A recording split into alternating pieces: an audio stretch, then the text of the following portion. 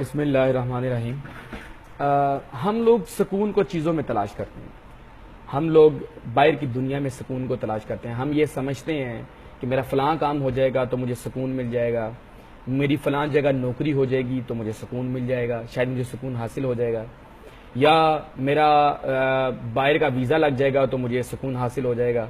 یا خواتین اکثر یہ سمجھتی ہیں میں تو سارا دن کام کرتی ہوں، مجھے تو وقت ہی نہیں ملتا کہ میں سکون حاصل کر سکوں۔ یا ایک مزدور یہ سمجھتا ہے کہ یار میں تو سارا دن دھوپ میں کام کرتا ہوں، میرے پاس تو پیسے ہی نہیں ہے کہ میں سکون حاصل کروں۔ تو ہم سکون کو باہر کی دنیا میں تلاش کرتے ہیں، جس کا نتیجہ یہ ہوتا ہے کہ ہمیں سکون حاصل نہیں ہوتا، جبکہ آپ جانتے ہیں کہ سکون باہر کی دنیا میں نہیں ہوتا، یہ انسان کے اندر ہوتا ہے، اور اسے چیزوں کے اندر تلاش نہیں کرنا چاہیے۔ یہ آپ کے اندر سویا ہوا ہوتا ہے، اسے بس جگانے کی ضرورت ہوتی ہے تو آپ کی زندگی کے اندر سکون آ جائے گا۔ ہم لوگ سکون کو کنڈیشنل کر دیتے ہیں، ہم چیزوں کے ساتھ منسلک کر دیتے ہیں۔ ہم کہتے ہیں میرا باہر کا ویزا لگ جائے گا تو مجھے شاید سکون حاصل ہو جائے، یا میرا فلاں جگہ یا مجھے فلاں گھر مل جائے گا تو پھر میری زندگی کے اندر شاید سکون آ جائے، یا میری ساس سے جان چھوٹ جائے گی خواتین کی تو وہ یہ سمجھتے ہیں کہ پھر میں زندگی میں بہت سکون ہو جائے گا، یا میری اولاد کسی جگہ پہ لگ جائے گی تو میری سکون آ جائے گا۔ تو یا ہماری زندگی کے اندر کچھ جینون پریشانیاں بھی ہوتی ہیں تو جس کی وجہ سے ہم یہ سمجھتے ہیں کہ یہ پریشانیاں نکل جائیں گی تو ہمیں سکون حاصل ہو جائے گا، جبکہ سکون ایسے حاصل نہیں ہوتا، اس سے سکون نکل جاتا ہے، سکون چلا جاتا ہے ہم سے۔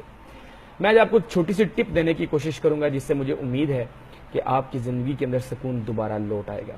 ویسے تو سکون حاصل کرنے کے بہت سارے طریقہ کار ہیں، لیکن ایک طریقہ کار آج میں آپ کے سامنے رکھوں گا، اور مجھے امید ہے اگر یہ آپ نے اپنی زندگی میں اپنا لیا تو آپ کی زندگی میں سے سکون جو کھویا ہوا ہے وہ دوبارہ حاصل ہو جائے گا۔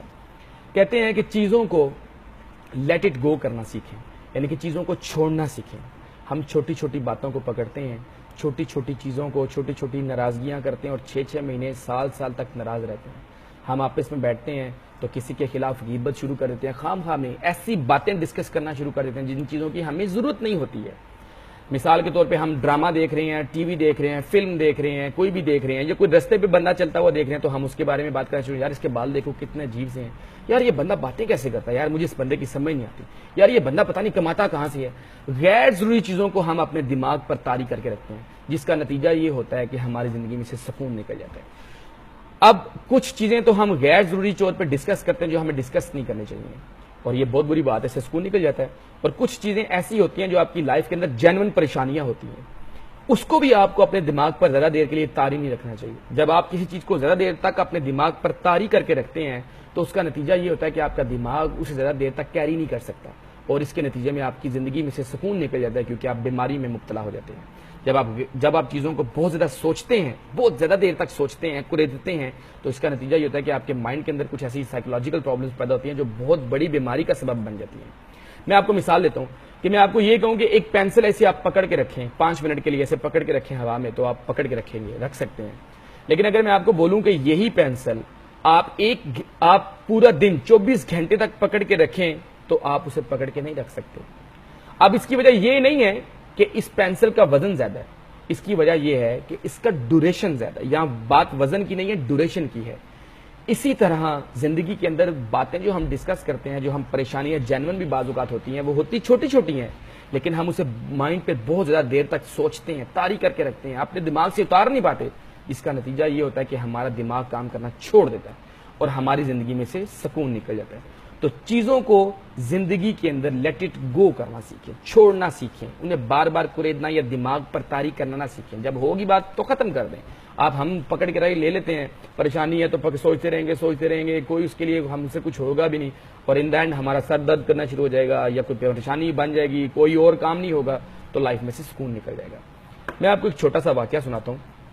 ایک ہندو مونک تھا، وہ گزر رہا تھا اور اس کے ساتھ اس کا چیلا تھا۔ اب روڈ پہ وہ گزرے تھے تو انہوں نے دیکھا کہ ایک خاتون ہے جس نے بہت خوبصورت کپڑے پہنے ہیں، بہت نئے جوتے پہنے ہیں، بڑے مہنگے اور کپڑے اور جوتے تھے، اور رستے میں پانی تھا، اور وہ عورت روڈ کے دوسری طرف جانا چاہ رہی تھی لیکن پانی کی وجہ سے وہ نہیں جا رہی تھی۔ اس نے گرو سے ریکویسٹ کی کہ گرو آپ مجھے کائنڈلی اٹھائیں اور روڈ کے دوسری طرف پار کروا دیں تو آپ کی بڑی مہربانی ہوگی۔ اب ہندو گرو جو ہوتے ہیں ان کے اندر عورت کو ہاتھ لگانا منع ہوتا ہے، وہ حرام سمجھتے ہیں۔ गुरु ने क्या किया कि गुरु ने औरत को अपने कंधों पर सवार किया और दूसरी तरफ उतार दिया। अब चेला ये सारा मामला देख रहा था, चेला बड़ा परेशान हुआ। उसने कहा गुरु ने तो हमें सारी जिंदगी ये दर्श दिया है कि औरत को हाथ नहीं लगाना, और गुरु ने पूरी की पूरी औरत अपने कंधों पर सवार कर ली। वो परेशान हो गया। गुरु आगे चल पड़े, चेला पीछे पीछे चल पड़ा उतारने के बाद उस औरत को। चेला सोचता रहा पूछूं ना पूछूं, गुरु नाराज ना हो जाएं।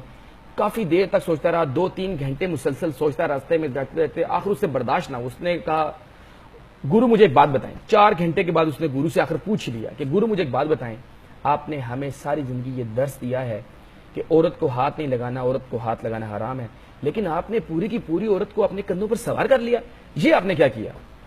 गुरु ने बहुत जबरदस्त जवाब दिया। गुरु ने कहा कि मैंने तो औरत को 5 मिनट के लिए अपने कंधों पर सवार किया और उतार दिया, तूने मुसलसल 4 घंटों से, पिछले 4 घंटों से उसे अपने सर पर सवार किया हुआ है। इस उम्मीद और दुआ के साथ अल्लाह ताला हमें हमारी ज़िंदगी में सुकून पैदा करे, गैर ज़रूरी और जो हमारी परेशानियाँ उसे हम सर पर तारी ना करें और हमारी ज़िंदगी के अंदर दोबारा सुकून लौट आए। शुक्रिया।